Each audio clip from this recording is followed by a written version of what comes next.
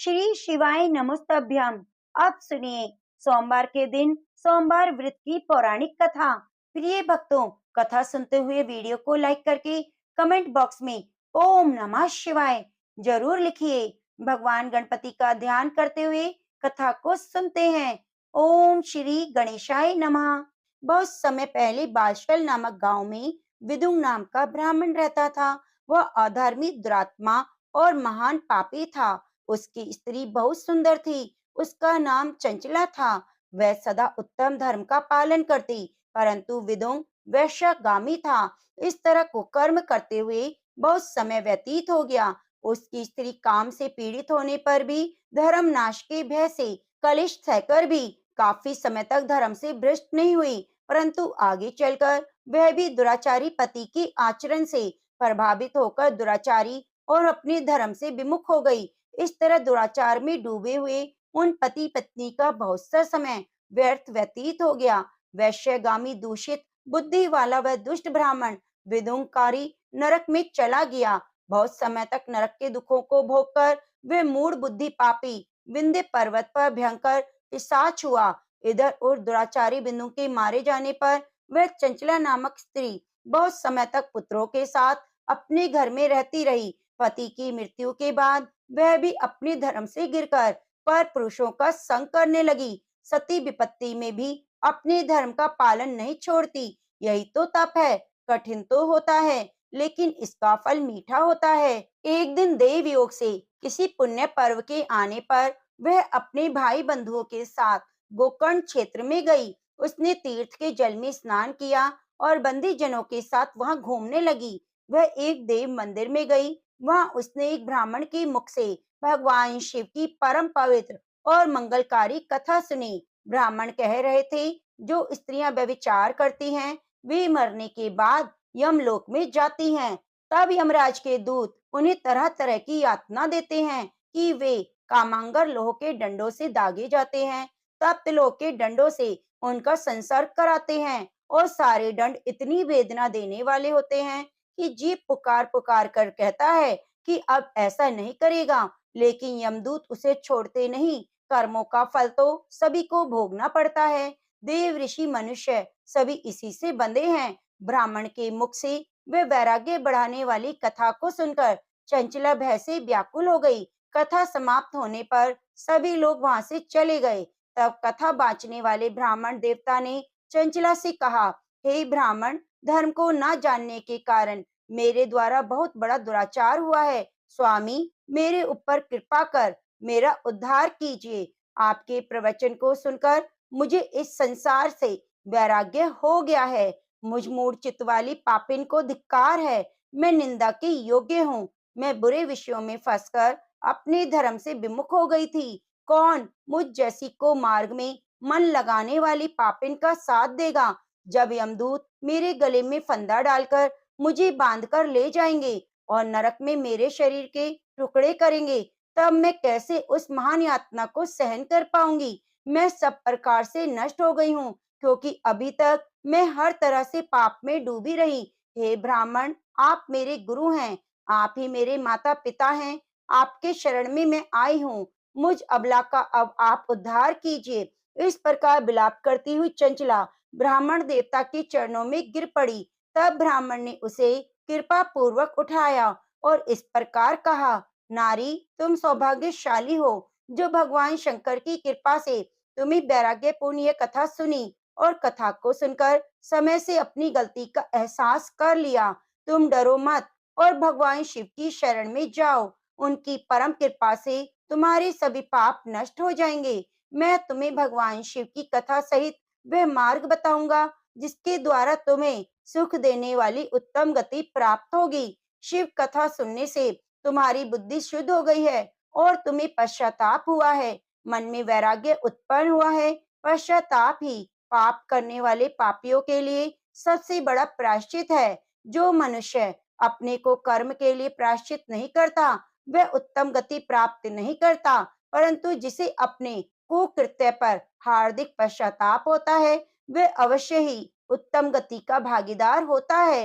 इसमें शक नहीं। शुद्ध चित्त में ही भगवान शिव और माता पार्वती का वास होता है। वह शुद्ध आत्मा पुरुष भगवान सदाशिव के पद को प्राप्त होता है। इस कथा का श्रवण सभी मनुष्यों के लिए कल्याणकारी है, अतः इसकी आराधना और सेवा करनी चाहिए।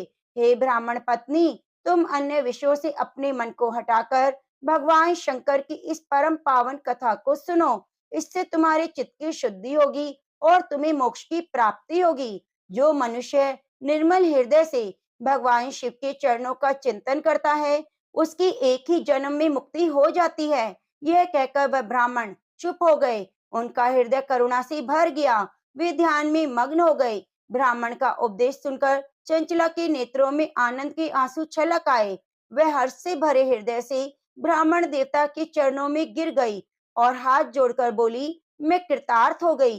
हे ब्राह्मण शिव भक्तों में श्रेष्ठ स्वामिन, आप धन्य हैं। आप परमार्थदर्शी हैं और सदा परोपकार में लगे रहते हैं। साधु, मैं नरक के समुद्र में गिर रही हूँ, कृपया मेरा उद्धार कीजिए। जिस पौराणिक और अमृत के समान कथा की बात आपने की है, उसे सुनकर मेरे मन में वैराग्य उत्पन्न हुआ है।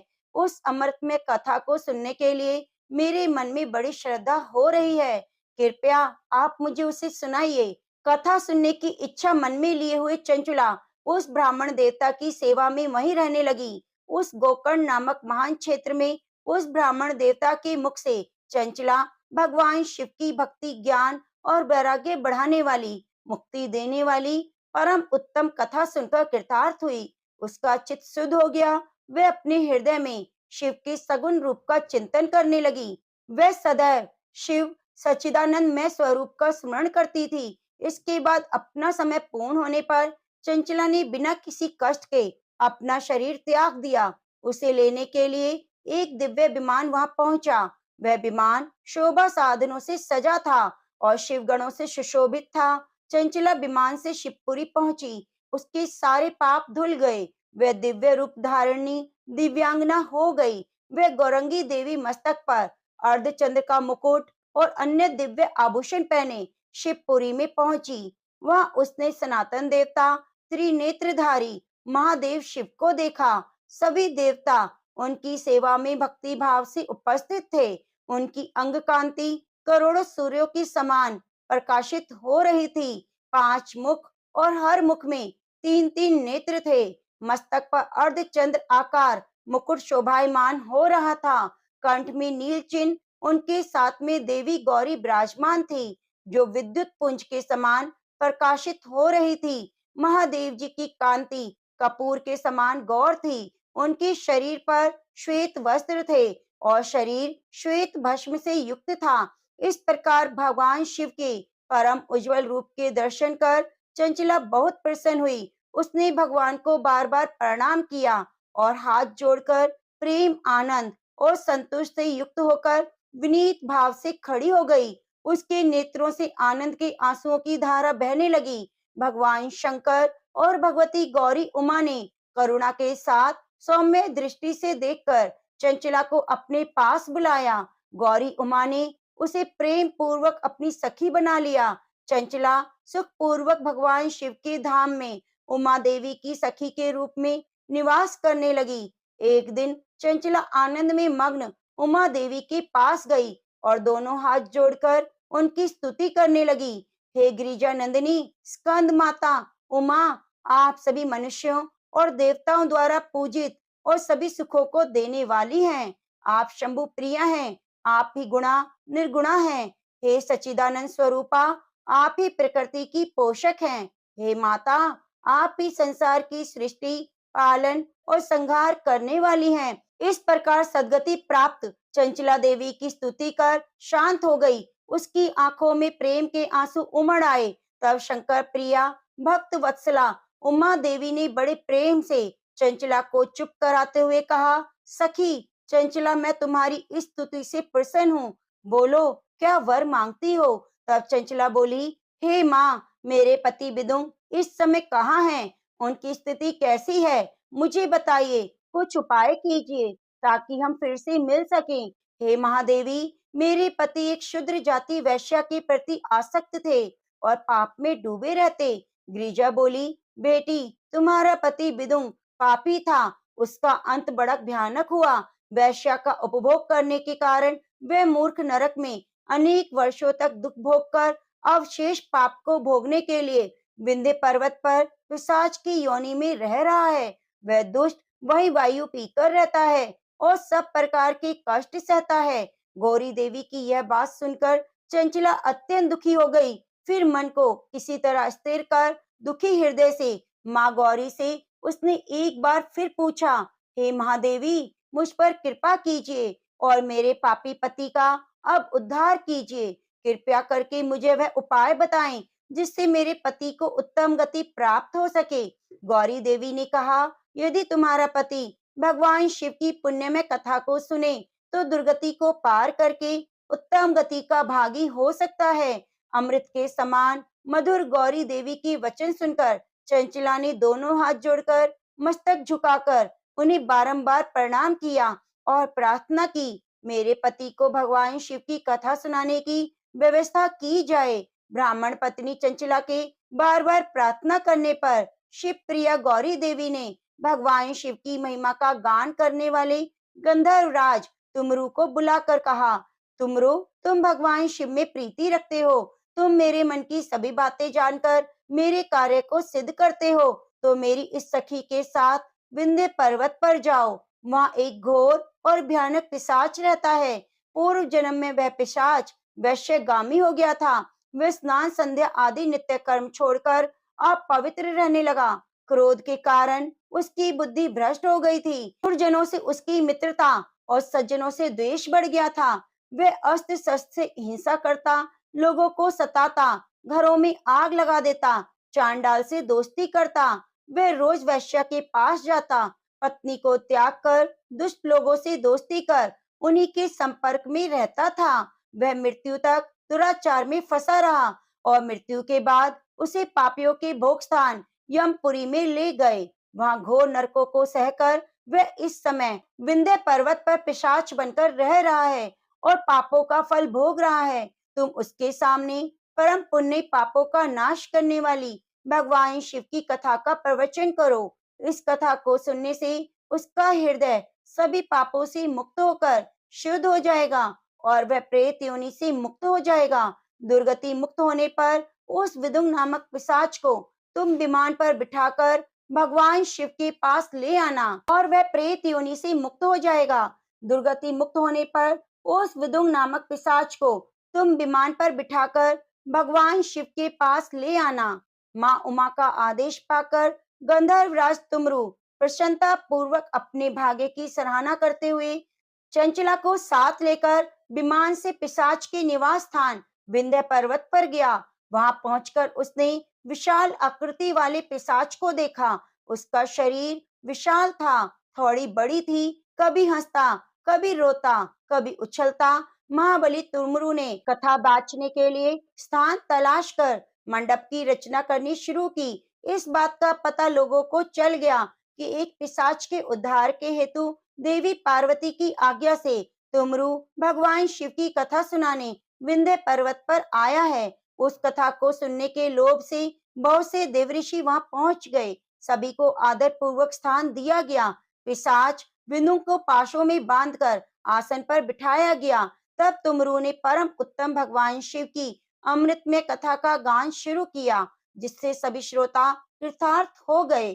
परम पुण्य कथा को सुनकर पिशाच सभी पापों से मुक्त हो गया। उसने पिशाच शरीर का त्याग कर दिया। शीघ्र ही उसका रूप दिव्य हो गया और शरीर गौर वर्ण का हो गया। शरीर पर श्वेत वस्त्र और पुरुषों के आभूषण आ गए। इस प्रकार दिव्य देहधारी विदुम अपनी पत्नी चंचला के साथ स्वयं भी भगवान शिव का गुणगान करने लगा। उसे दिव्य रूप में देखकर सभी को बहुत आश्चर्य हुआ। उसका मन परम आनंद से परिपूर्ण हो गया। सभी भगवान महेश्वर के अद्भुत चरित्र को सुनकर कृतार्थ होकर उनका यशोगान करते हुए अपने अपने धाम को चले गए। विदुम अपनी पत्नी चंचला के साथ विमान में बैठकर शिवपुरी की ओर चल दिया। महेश्वर के गुणों का गान करता हुआ विदुम अपनी पत्नी चंचला और तुमरू के साथ शीघ्र ही शिवधाम पहुंच गया।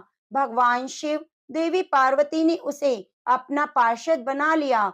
दोनों पति पत्नी सुख पूर्वक भगवान महेश्वर और देवी गौरी के चरणों में अविचल निवास पाकर धन्य हो गए।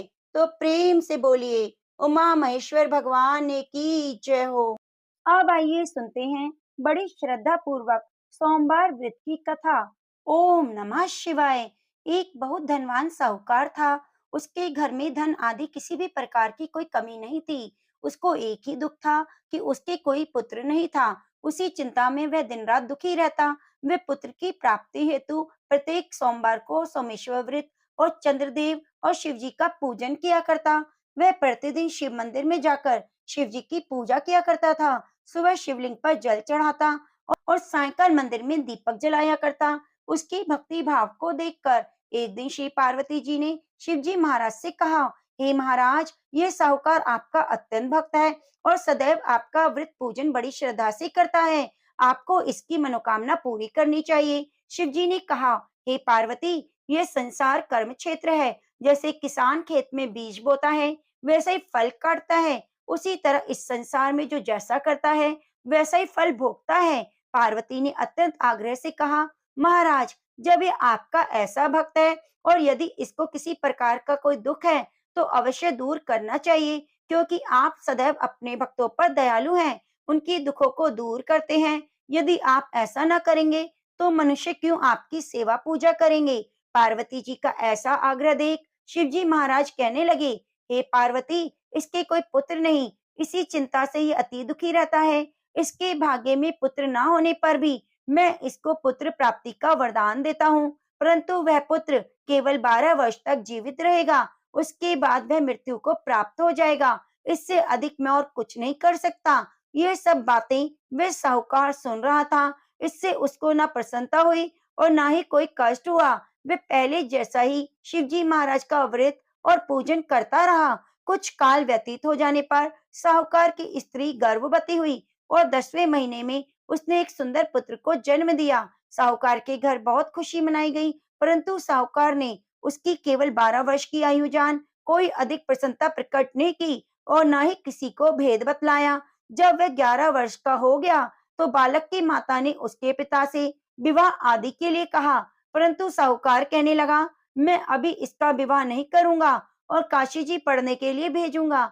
फिर साहूकार ने अपने साले अर्थात उस बालक के मामा को बुलाकर उसको बहुत सा धन देकर कहा, तुम इस बालक को काशी जी पढ़ने ले जाओ। रास्ते में जिस स्थान पर भी जाना, यज्ञ करते और ब्राह्मणों को भोजन कराते जाना। वे दोनों मामा भांजे सब जगह सब प्रकार का यज्ञ कराते और ब्राह्मणों को भोजन कराते जा रहे थे। रास्ते में उनको एक शहर पड़ा। उस शहर के राजा की कन्या का विवाह था। दूसरे राजा का लड़का जो विवाह करने के लिए बारात लेकर आया, वह एक आंख से काना था। उसके पिता को इस बात की बड़ी चिंता थी कि कहीं वर को देखकर कन्या के माता पिता विवाह में किसी प्रकार की अड़चन पैदा ना कर दे।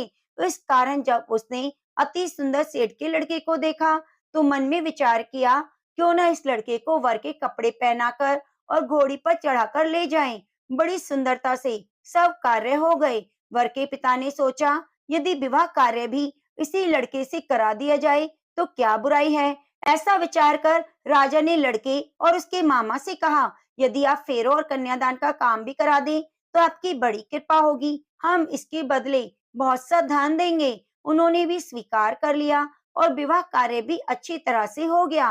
परंतु जिस समय लड़का जाने लगा तो उसने राजकुमारी की चुनरी के पल्ले पर लिख दिया, तेरा विवाह तो मेरे साथ हुआ है, परंतु जिस राजकुमार के साथ तुमको भेजेंगे वह एक आंख से काना है। मैं तो काशी जी पढ़ने जा रहा हूँ। उस राजकुमारी ने जब चुनरी पर ऐसा लिखा पाया तो राजकुमार के साथ जाने से मना कर दिया और कहा कि यह मेरा पति नहीं, मेरा विवाह इसके साथ नहीं हुआ।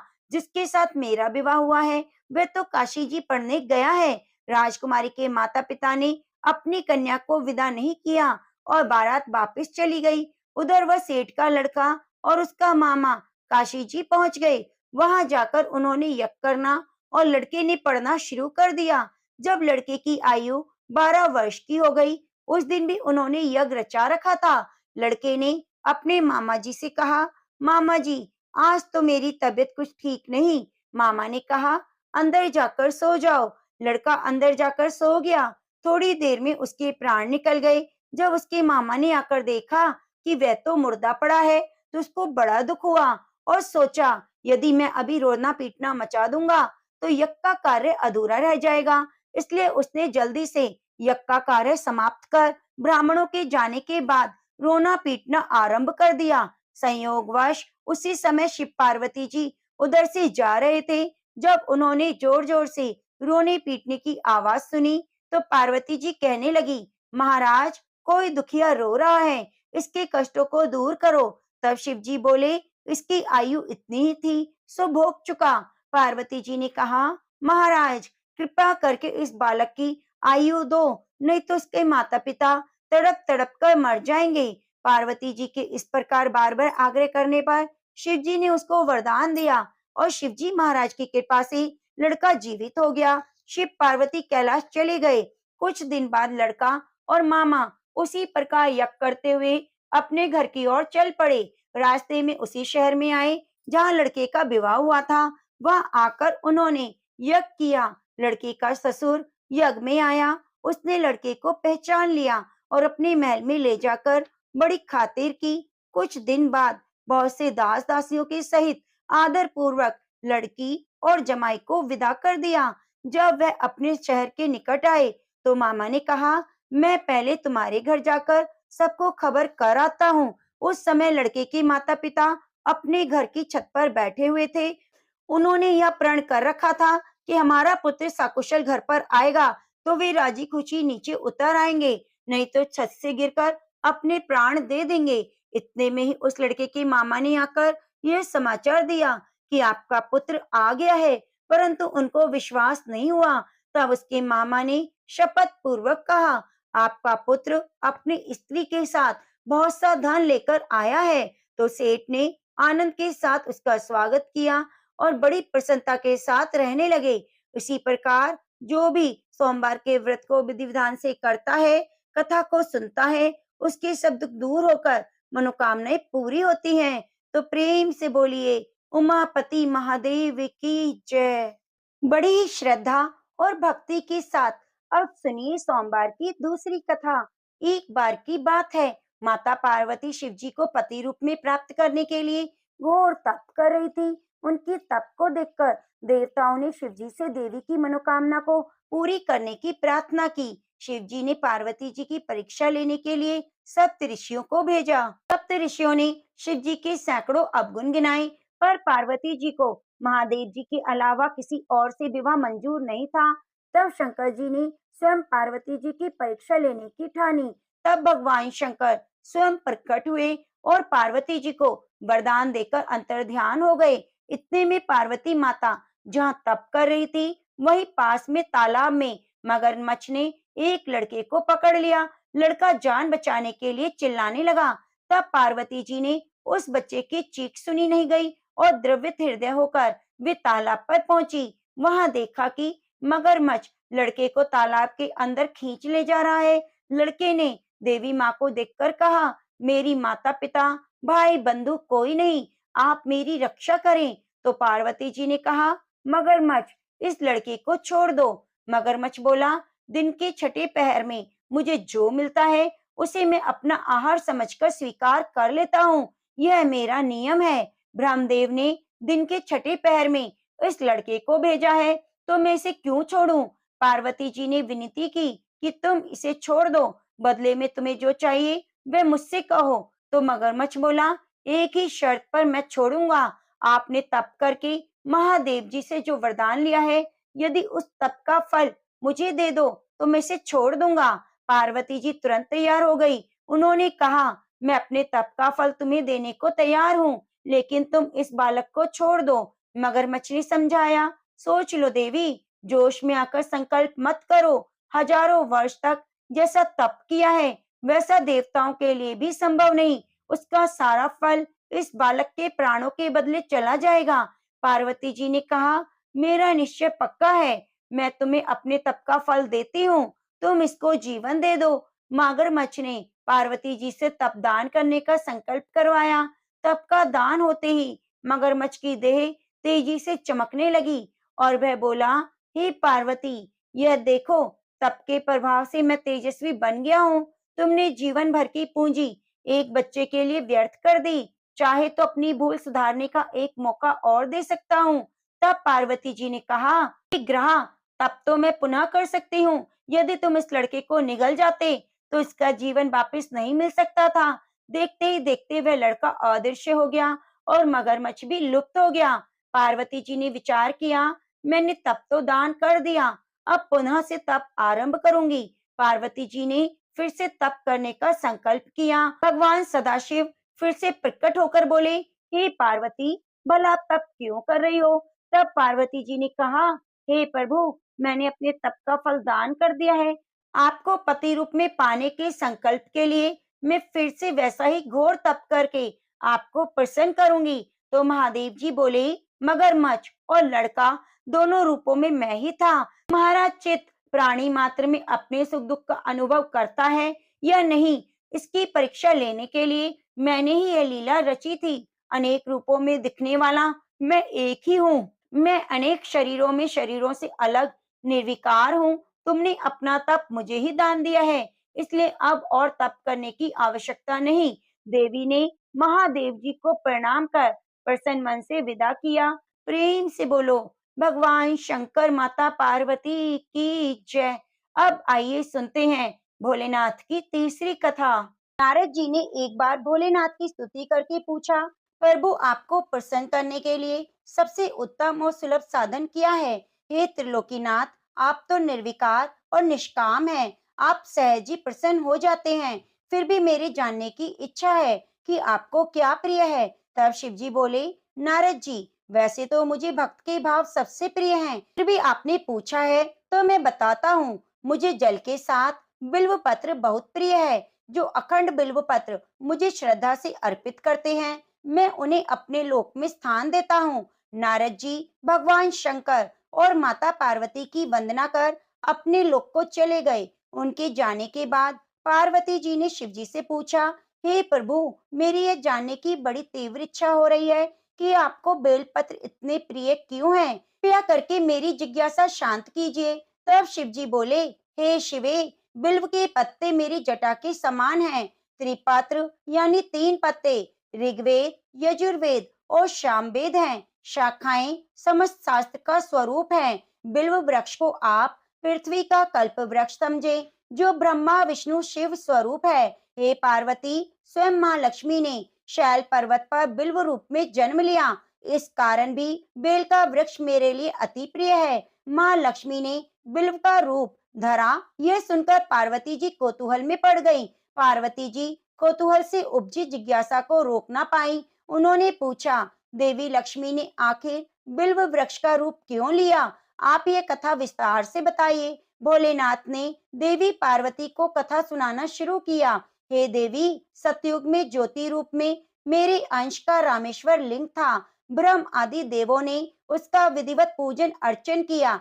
इसका परिणाम यह हुआ कि मेरे अनुग्रह से वाणी देवी सबकी प्रिय हो गई। वे भगवान विष्णु को सतत प्रिय हो गई। मेरे प्रभाव से भगवान केशव के मन में बाघ देवी के लिए जितनी प्रीति उपजी, वे स्वयं लक्ष्मी जी को नहीं भाई। लक्ष्मी देवी का श्री हरि के प्रति मन में कुछ दुर्भाव पैदा हो गया। वे चिंतित और रुष्ट होकर चुपचाप परम उत्तम श्री शैल पर्वत पर चली गई। वहां तप करने का निर्णय किया। उत्तम स्थान का चयन करने लगी। माँ लक्ष्मी ने उत्तम स्थान का निश्चय करके मेरे लिंग विग्रह की उग्र तपस्या आरंभ कर दी। उनकी तपस्या कठोरतम होती जा रही थी। हे परमेश्वरी, कुछ समय बाद माँ लक्ष्मी जी ने मेरे लिंग विग्रह से थोड़ा धर्म में एक वृक्ष का रूप धारण कर लिया। अपने पत्तों और पुष्पों द्वारा निरंतर मेरा पूजन करने लगी। इस तरह से लक्ष्मी जी ने 1 करोड़ वर्ष तक घोर आराधना की। अंततः उन्हें मेरा अनुग्रह प्राप्त हुआ। मैं वहां प्रकट हुआ और देवी से इस घोर तप की आकांक्षा पूछकर वरदान देने को तैयार हुआ। महालक्ष्मी ने मांगा कि श्री हरि के हृदय में मेरे प्रभाव से बाघ देवी के लिए जो स्नेह हुआ है वे समाप्त हो जाए। शिव जी बोले, मैंने महालक्ष्मी को समझाया कि श्री हरि के हृदय में आपके अतिरिक्त किसी और के लिए प्रेम नहीं, बाघ देवी के प्रति उनका प्रेम नहीं अपितु श्रद्धा है। यह सुनकर लक्ष्मी जी प्रसन्न हुई और पुनः श्री विष्णु जी के हृदय में स्थित होकर उनके साथ विहार करने लगी। पार्वती जी माँ लक्ष्मी के हृदय का एक बड़ा विकार दूर हुआ। इस कारण हरिप्रिया उसी वृक्ष रूप में सदा के लिए अतिशय भक्ति से भरकर यत्न पूर्वक मेरी पूजा करने लगी। हे पार्वती, इसी कारण बिल्व का वृक्ष, उसके पत्ते, फल, फूल आदि मुझे बहुत ही प्रिय हैं। मैं निर्जन स्थान में बिल्व वृक्ष का आश्रय लेकर रहता हूँ। बिल्व वृक्ष को सदा तीर्थ मानो, सभी देवों में देव मानो, इसमें तनिक भी संदेह नहीं। बिल्व पत्र, बिल्व फूल, बिल्व वृक्ष, बिल्व काष्ठ के चंदन से जो मेरा पूजन करता है, वह भक्त मुझे बहुत ही प्रिय है। बिल्व वृक्ष को शिव के समान ही समझो, वह मेरा शरीर है। जो बिल्व पर चंदन से मेरा नाम अंकित करके मुझे अर्पण करता है, मैं उसे सभी पापों से मुक्त करके अपने लोक में स्थान देता हूँ। हे देवी, उस व्यक्ति को स्वयं लक्ष्मी जी भी नमस्कार करती हैं, जो बिल्व से मेरा पूजन करता है। जो बिल्व मूल में प्राण छोड़ता है, उसको रुद्र देह प्राप्त होती है और ऐसे मनुष्य पर माँ लक्ष्मी की कृपा सदा बनी रहती है और साथ साथ भगवान नारायण की भी कृपा प्राप्त होती है। तो प्रेम से बोलो, लक्ष्मी नारायण भगवान की जय हो। अब आइए सुनते हैं गणेश भगवान की कथा। एक साहूकार था, उसके घर रोज एक ब्राह्मणी रोटी लेने के लिए आती थी। घर के अंदर घुसते ही पोल के ऊपर गजानन का मंदिर था। वह गणेश जी को रोटी का एक कोर हमेशा भोग लगाती। बहुत दिन हो गए। गणेश जी महाराज ने कहा कि हमेशा मुझे भोजन कराती है, मुझे कोई ना कोई उपहार जरूर देना चाहिए। गणेश जी एक दिन उसकी थाली में हीरे मोती भर देते हैं। ब्राह्मणी तो थाली लेकर अपने घर आ गई। साहूकार से रोटी लेने के लिए आना बंद हो गई। साहूकारनी ने उसे बुलावा भेजा कि बाई जी रोटी लेने क्यों नहीं आती। तो ब्राह्मणी ने कहा, मुझ पर तो गणेश जी प्रसन्न हो गए हैं, बहुत वर्ष तक रोटी लेने आ गई, लेकिन अब नहीं आऊंगी। साहूकारनी मन में बहुत नाराज हुई और गणेश जी से कहा, आप ब्राह्मणी के ऊपर प्रसन्न हुए, परंतु मुझ पर नहीं हुए। तब गणेश जी की मूर्ति हटाकर बाहर फेंक दी। इधर सेठ जी की दुकान में धंधा पानी बंद हो गया। एक दिन सेठ जी की नजर पोल के मंदिर पर गई तो सेठानी से पूछा, गणेश जी कहाँ गए? साहूकारनी कहने लगी, ऐसे गणेश का क्या करें जो ब्राह्मणी पर तो प्रसन्न हुए लेकिन हमारे ऊपर नहीं, इस कारण मैंने गणेश जी को हटाकर फेंक दिया। तब सेठ जी ने कहा, यह तुमने क्या किया? मेरा तो व्यापार धंधा चलना बंद हो गया। गणेश जी तुमने कहाँ फेंके? जल्दी बताओ, मैं उन्हें वापस लेकर आता हूँ। साहूकार जी वापस से गणेश को लेने के लिए गए तो गणेश जी इतने भारी हो गए कि वे उठे ही नहीं। साहूकार ने कहा, मुझसे गलती हो गई, आप मेरे घर पधारिए। गणेश जी तो गणेश जी हैं, वे और भारी हो गए और कहा, मैं तो नहीं चलूंगा, पहले साहूकारनी को बुलाओ, मुझसे माफी मांगे तो मैं चलूंगा। और कहा कि मुझे हमेशा सवा सेर का चूरमा भोग लगाए तो मैं चलूंगा। साहूकार साहूकारनी को लेने के लिए गए। साहूकार साहूकारनी को लेकर आए और माफी मंगवाई, सवा सेर का चूरमा चढ़ाने की हामी भरी। तब साहूकार और साहूकारनी ने गणेश जी को वापस घर लाकर पोल में बैठा दिया। ऐसा करने से साहूकार का व्यापार फिर से चलने लगा। गणेश जी महाराज जैसे अपने साहूकार साहूकारनी पर प्रसन्न हुए, वैसे सभी पर होना। प्रेम से बोलिए, गणेश भगवान की जय। अब आइए सुनते हैं लपसी तपसी की कथा। कहते हैं कि लपसी तपसी की कथा हमें हर कथा कहानी में जरूर सुननी चाहिए। एक लपसी था, एक तपसी था। तपसी हमेशा भगवान की तपस्या में लीन रहता। लपसी रोजाना सवा सेर की लापसी बनाकर भगवान का भोग लगाकर जीम लेता था। एक दिन दोनों लड़ने लगे। तपसी बोला, मैं रोज भगवान की तपस्या करता हूँ, इसलिए मैं बड़ा हूँ। लपसी बोला, मैं रोज भगवान का सवा सेर लापसी का भोग लगाता हूँ, मैं बड़ा हूँ। नारद जी वहां से गुजर रहे थे। दोनों को लड़ता देखकर उनसे पूछने लगे, तुम क्यों लड़ रहे हो? तपसी ने खुद के बड़ा होने का कारण बताया और लपसी ने भी अपना कारण बताया। तो नारद जी बोले, तुम्हारा फैसला मैं कर दूंगा। दूसरे दिन लपसी तपसी नहाकर अपनी रोज की भक्ति करने आए। नारद जी ने छुपकर 1.25 करोड़ की एक एक अंगूठी दोनों के आगे रख दी। तपसी की नजर जब अंगूठी पर पड़ी तो उसने चुपचाप अंगूठी उठाकर अपने नीचे दबा ली। लपसी की नजर अंगूठी पर पड़ी लेकिन उसने ध्यान नहीं दिया। भगवान को भोग लगाकर लापसी खाने बैठ गया। नारद जी सामने आए तो दोनों ने पूछा, कि बताओ कौन बड़ा। तो नारद जी ने तपसी से खड़ा होने को कहा, तो वह खड़ा हुआ, तो उसके नीचे दबी हुई अंगूठी दिखाई दी। नारद जी ने तपसी से कहा, तपस्या करने के बाद भी तुमने चोरी करने की आदत नहीं गई, इसलिए लपसी बढ़ा और तुम्हें तुम्हारी तपस्या का कोई फल नहीं मिलेगा। तपसी शर्मिंदा होकर माफी मांगने लगा। उसने नारद जी से पूछा, मुझे मेरी तपस्या का फल कैसे मिलेगा? नारद जी ने कहा, यदि कोई गाय कुत्ते की रोटी नहीं बनाएगा तो उसका फल तुझे मिलेगा। यदि कोई ब्राह्मण को भोजन कराकर दक्षिणा नहीं देगा तो उसका फल तुझे मिलेगा। यदि कोई साड़ी के साथ ब्लाउज नहीं देगा तो उसका फल तुझे मिलेगा। यदि कोई दिए से दिया जलाएगा तो उसका फल तुझे मिलेगा। यदि कोई सारी कहानी कहकर तुम्हारी कहानी नहीं सुनेगा तो उस कथा कहानी का फल तुम्हें मिलेगा। इनसे हर वृत्त कथा कहानी के साथ लपसी तपसी की कहानी भी सुनी जाने लगी। तो प्रेम से बोलिए